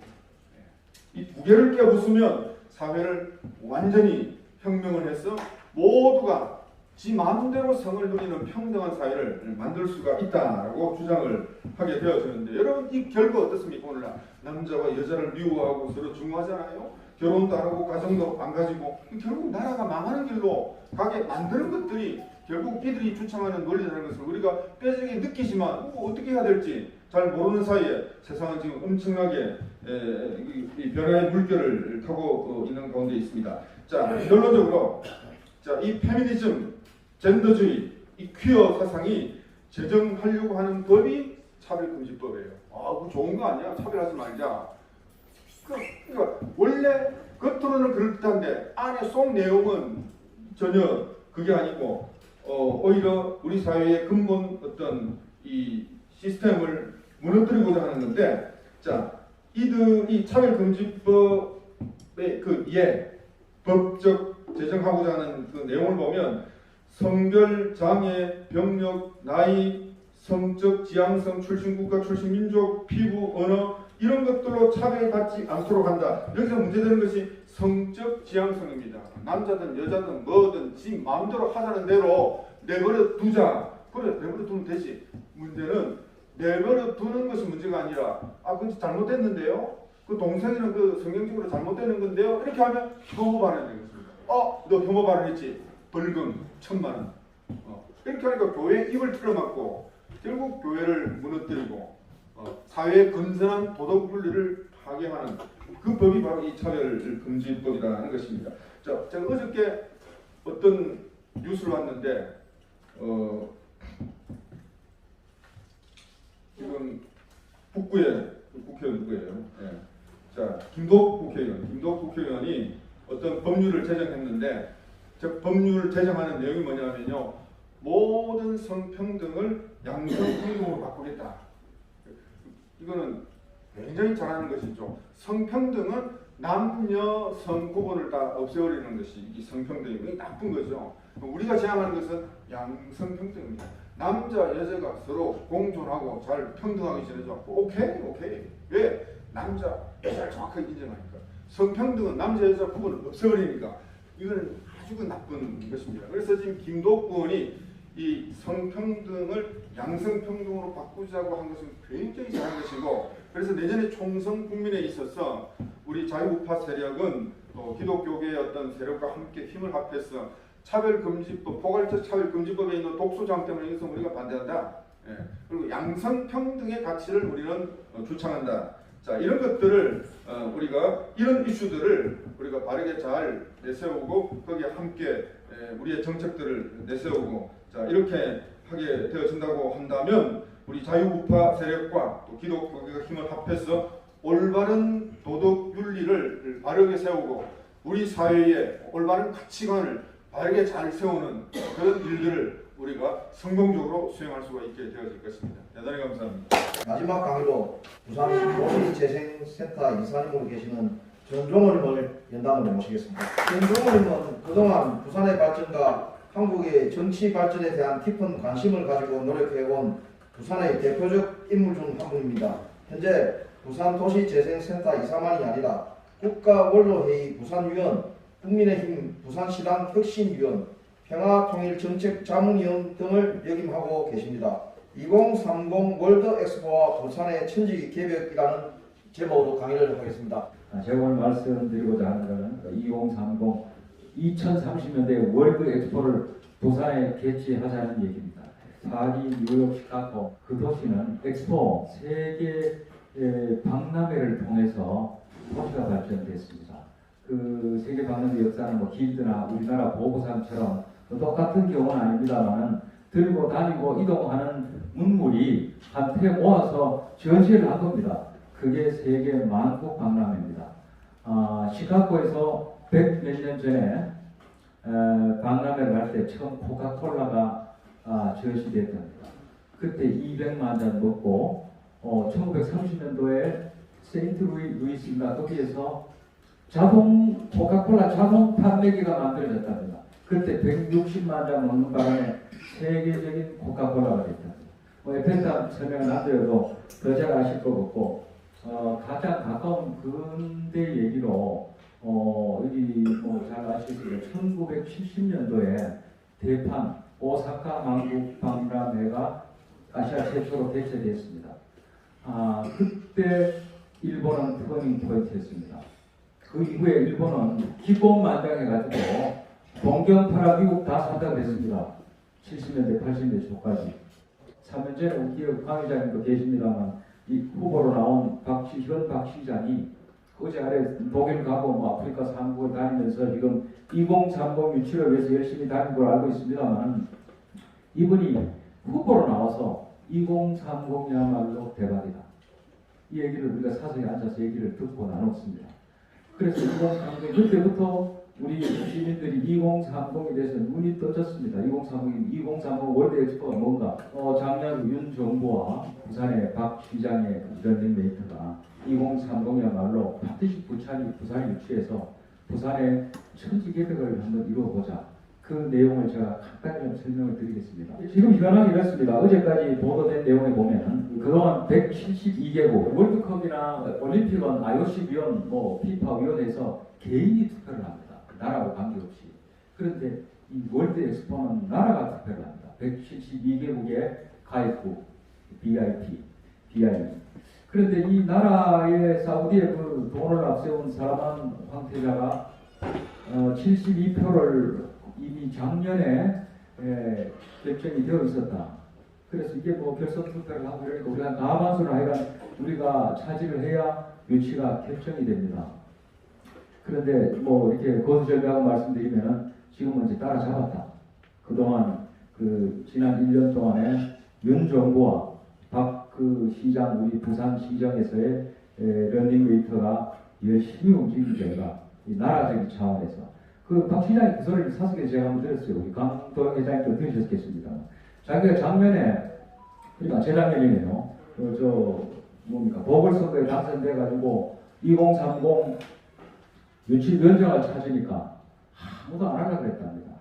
아무도 안 하려고 하는 유치위원장을 박 시장이 서울에 가서 무역협회장인가 전직 산자부 장관을 우선 하고 이랬는데 윤 정부가 들어서자마자 최태원 회장으로 조직위원장이 구성이 되고 최근에는 아마 삼성에서 몇 표, SK에서 몇 표, 또 현대에서 몇 표까지 이 표를 지금 점검하고 있는 거로 보도된 바를 들었습니다. 여기에서 지금 현황에서 가장 지금 이 세계사의 큰 복잡한 이 전쟁의 이 설거리 속에서 우리가 지금 2030 엑스포 유치라는 큰 거대한 과제를 지금 수행하는 데 있어 며칠 전에 지난달에 윤 대통령이 바이든 대통령을 만났지 않습니까? 중요한 선언이 하나 나왔습니다. 워싱턴 선언입니다. 워싱턴 선언. 아까 우리 이영근 구청장님과 김진수 조합원 회장님께서 조금 울분을 토하는 말씀을 하셨는데 저는 그렇게 생각하지 않습니다. 아주 긍정적입니다. 문 씨와 문자들과 이재명 같은 자들의 난동을 우리 지금 윤 대통령이 바이든 딱 만나고 가 있을 때 시진핑이가 남쪽에 가지고 LG를 방문했습니다. 이거 뭐겠습니까? 워싱턴 선언을 하고 나니까 이미 시진핑도 추깃합니다. 문재인가 갔을 때는 기자들이 터지고 목사발되고 혼자 밥 먹고 다니고 때렸지만 지금 윤석열이가 워싱턴 선언을 하고 나니까 푸틴이니 시진핑이니 김정은이니 앞으로 죽을 못 쓸 겁니다. 시진핑이가 강동성에 내려가가지고 LG 방문한 거는 우리한테 아부하는 겁니다. 박필학이라고 육사 34기고 국민대 교수이면서 우리나라 북한에게 최전문가인 제 지인이 하나 있습니다. 이분이 며칠 전 윤 대통령께서 이제 워싱턴 선언하고 다녀왔을 때 많은 사람들이 심지어는 신인균이니 우파의 유튜버들이 너무 실망했다.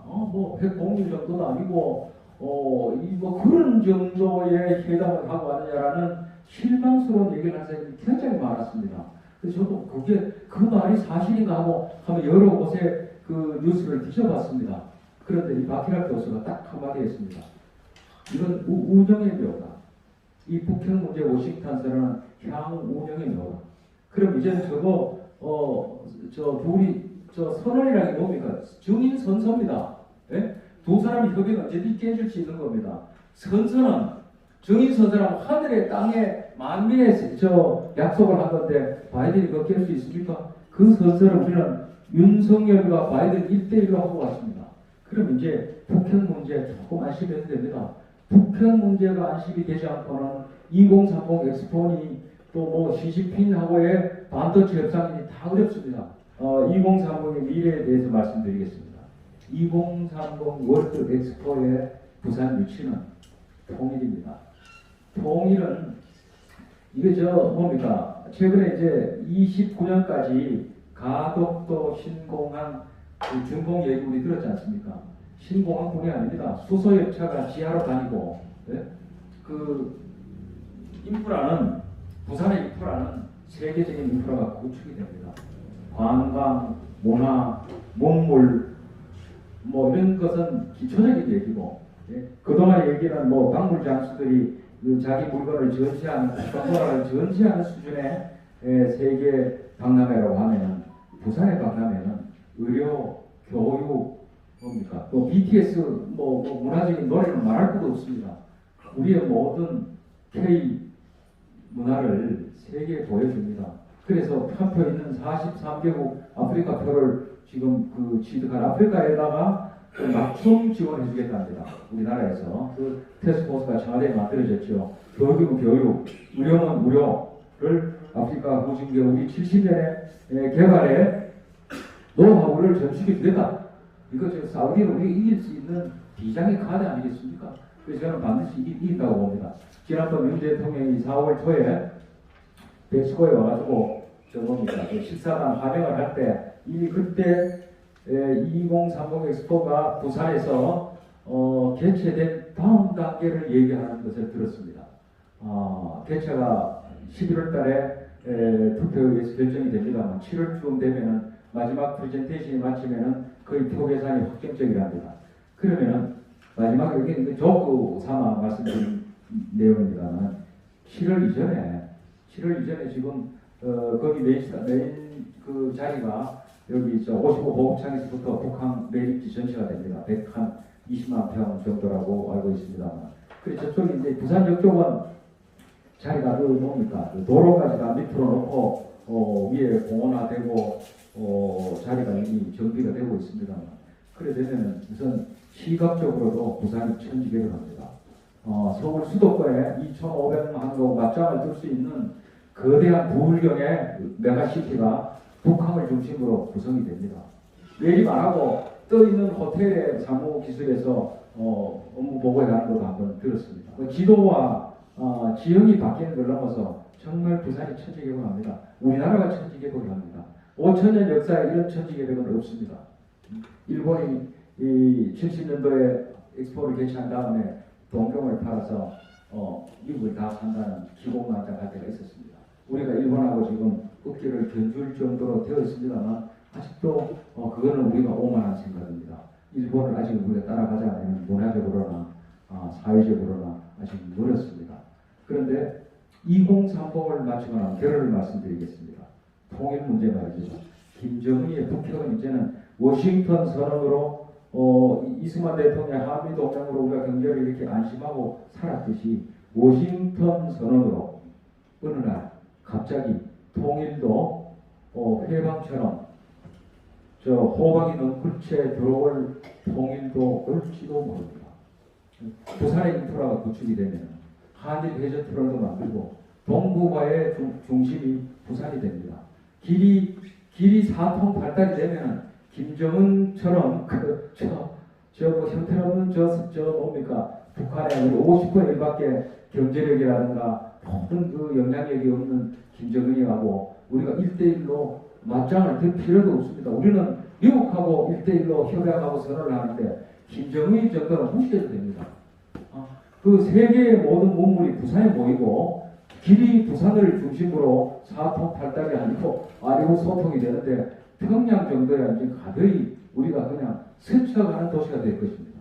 그래서 박근혜 대통령 시절에 통일 대박 얘기했는데 통일 대박은 저절로 따라오고 2030 부산 엑스포는 정말 통일 대박을 포함해서 우리나라가 5천년 역사에 정말 그 당군 이래 우리 부산에서 우리 그 시대에 우리가 여기 살고 있습니다. 우리가 이 맞이할 상황에서 여기 계신 우리 39년생이신 이영근 구청장님 오래 사셔가지고 2030 구경하고 저 기차 타고 동경 놀러 갔다가 블라디보스톡을 거쳐서 파리까지 갔다가 오시는 기회가 10년 안에 올 것입니다.